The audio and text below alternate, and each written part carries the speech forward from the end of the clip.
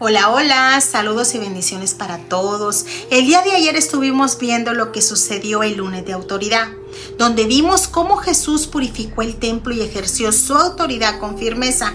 Ese acto fue un golpe directo contra la corrupción religiosa y comercial que se había apoderado del lugar santo. Ahora veremos cómo esa autoridad que impactó a todos no quedó sin respuesta. Hoy vamos a ver el martes de controversia. Fue un día agotador, donde Jesús no solo respondió preguntas, sino que enfrentó y confrontó grupos de personas que representaban poderes de ese tiempo. En un solo día enfrentó a la autoridad religiosa, la política y la doctrinal, y en cada caso respondió con verdad y con sabiduría. Hoy veremos 4 casos. La autoridad de Jesús es cuestionada, el tributo al César y la pregunta sobre la resurrección y el gran mandamiento.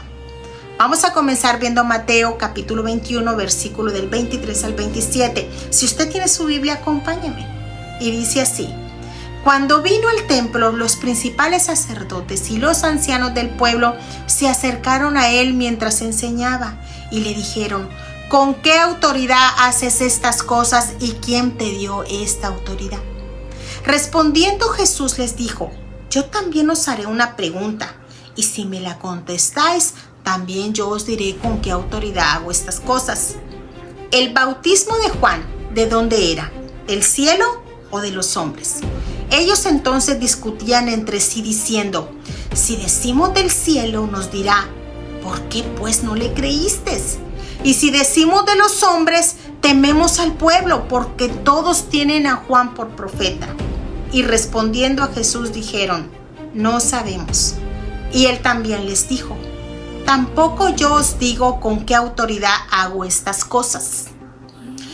Mis amados hermanos, los principales sacerdotes y ancianos le interrogaron sobre quién le daba el poder para predicar y hacer milagros. Y lo hicieron no porque buscaban aprender, sino intentando desacreditarlo y acusarlo de rebeldía. Jesús les responde con una pregunta sobre el bautismo de Juan y los deja en evidencia. Ellos no podían reconocer lo que venía del cielo porque estaban atrapados en el temor al pueblo y en su propia conveniencia. La autoridad de Jesús, mis amados hermanos, proviene de Dios, no de instituciones humanas. La verdadera autoridad espiritual se confirma en la obediencia a Dios. ¿Cómo podemos aplicar esto hoy a nuestra vida? Debemos reconocer la autoridad de Dios sobre cada uno de nosotros y comprender que la autoridad espiritual aquí en la tierra se sostiene solo en la fidelidad a Dios y a su palabra, no en títulos, no en apariencias como lo vimos ayer. Vamos a estar viendo el 2, el tributo al César. Y esto lo vamos a estar viendo en Mateo capítulo 22, versículo del 15 al 22.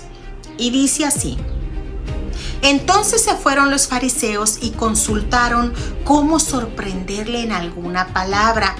Y le enviaron los discípulos de ellos con los herodianos, diciendo: Maestro, sabemos que eres amante de la verdad y que enseñas con verdad el camino de Dios y que no te cuidas de nadie porque no miras la apariencia de los hombres. Dinos pues, ¿qué te parece? ¿Es lícito dar tributo a César o no? Pero Jesús, conociendo la malicia de ellos, les dijo: ¿Por qué me tentáis, hipócritas? Mostradme la moneda del tributo. Y ellos le presentaron un denario. Entonces les dijo: ¿De quién es esta imagen en la inscripción? Le dijeron: de César. Y les dijo: Dad pues a César lo que es de César y a Dios lo que es de Dios. Oyendo esto se maravillaron y dejándole se fueron. En condiciones normales, estos dos grupos no se llevaban bien porque tenían intereses opuestos. Los fariseos rechazaban la influencia romana, mientras que los herodianos la apoyaban. Sin embargo, aquí vemos cómo se juntaron para tenderle la trampa con una pregunta política: ¿es lícito dar tributo al César o no? Si Jesús respondía sí, lo acusaban de traidor. Si respondía no, lo acusaban de rebeldía contra Roma. Jesús pide la moneda y pregunta: ¿de quién es esta imagen y la inscripción? Al responder del César, él declara: dad pues al César lo que es del César y a Dios lo que es de Dios. Jesús distingue lo terrenal de lo eterno. La moneda lleva la imagen del César, pero el ser humano lleva la imagen de Dios. Nuestra vida, nuestro corazón, nuestra identidad pertenece al Señor. Dad al César lo que es del César, a Dios lo que es de Dios. Aleluya. Jesús enseña sabiduría del cielo frente a trampas humanas y nos recuerda que la obediencia a Dios es integral. Cumplimos con nuestras responsabilidades civiles, sí, debemos de hacerlo, pero nunca dejemos que eso sustituya nuestra entrega a Dios. Esto también nos enseña otra cosa, que cuando la verdad confronta las estructuras humanas, incluso enemigos naturales se unen. La oposición a la fe puede venir de diferentes frentes, pero también nos recuerda que la sabiduría y autoridad de Dios son suficientes para desarmar cualquier intento. Amén. Vamos a ver la 3, la pregunta sobre la resurrección. Y esto lo encontramos en Mateo capítulo 22, del 23 al 33, y dice así: aquel día vinieron a él los seduceos que dicen que no hay resurrección y le preguntaron diciendo: Maestro, Moisés dijo: si alguno muriere sin hijos, su hermano se casará con su mujer y levantará descendencia a su hermano. Hubo pues entre nosotros 7 hermanos. El primero se casó y murió, y no teniendo descendencia, dejó su mujer a su hermano. De la misma manera también el segundo, y el tercero hasta el séptimo. Y después de todos murió también la mujer. En la resurrección, pues, ¿de cuál de los 7 será ella mujer, ya que todos la tuvieron? Entonces respondiendo Jesús les dijo: erráis ignorando las escrituras y el poder de Dios, porque en la resurrección ni se casarán ni se darán en casamiento, sino serán como los ángeles de Dios en el cielo. Pero respecto a la resurrección de los muertos, ¿no habéis leído lo que os fue dicho por Dios cuando dijo: yo soy el Dios de Abraham, el Dios de Isaac y el Dios de Jacob? Dios no es Dios de muertos, sino de vivos. Oyendo esto, la gente se admiraba de su doctrina. Qué maravilloso, ¿verdad? Los seduceos, que no creían en la resurrección, plantean a Jesús un caso extremo sobre una mujer que tuvo 7 esposos, según la ley del levirato. Su intención era ridicularizar a la doctrina de la resurrección. Jesús responde con autoridad y corrige su error, haciéndoles saber que están errados, ignorando las escrituras y el poder de Dios. ¿Qué significa errar? Significa desviados, perdidos, equivocados, sin rumbo. Ignorar es carecer de entendimiento. Este pasaje es crucial. ¿Por qué? 1, porque defiende la doctrina de la resurrección frente a la incredulidad. Afirma la esperanza de vida eterna en la presencia de Dios. Muestra que las escrituras deben interpretarse con fe y no con incredulidad. Resalta que Dios es fiel a sus pactos. Si Él es Dios de Abraham, de Isaac y de Jacob, entonces ellos viven en Él. La resurrección no es una repetición de la vida terrenal, sino una transformación gloriosa. Jesús no solo defendió la resurrección, sino que la afirmó como una verdad central de nuestra fe. Su muerte y su resurrección es la garantía de que la muerte ha sido vencida y que nuestra esperanza está viva en Él. Amén. Ahora vamos a ver la 4ª y última de este día, el gran mandamiento. Esto lo podemos ver en Mateo capítulo 22, versículo del 34 al 40. Y dice así: Entonces los fariseos, oyendo que había hecho callar a los saduceos, se juntaron a una. Y uno de ellos, intérprete de la ley, preguntó por tentarle, diciendo: Maestro, ¿cuál es el gran mandamiento en la ley? Jesús le dijo: Amarás al Señor tu Dios con todo tu corazón y con toda tu alma y con toda tu mente. Este es el primero y grande mandamiento. Y el segundo es semejante: amarás a tu prójimo como a ti mismo. De estos dos mandamientos depende toda la ley y los profetas. Los fariseos eran expertos en la ley y habían contado más de 600 mandamientos en la Torá. Ellos querían ver si Jesús se contradecía, si minimizaba algún mandamiento o si decía algo que pudiera uno usar en su contra.